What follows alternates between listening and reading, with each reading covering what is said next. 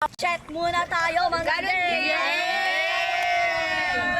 So, simulan natin kay... Tayo muna. Outfit check! Outfit check! Wala. Sir, oh, sige. Kanya na daw. Ako muna. Cup ko, sa tita ko lang to. Damit ko, pamana lang ni Papa.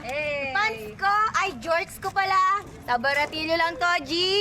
Slippers ko, wala lang, cute lang. At ang banat ko, G, wala akong sinasalihan na kahit anong prat, G. Ang sinasalihan ko lang na prating gutom, G.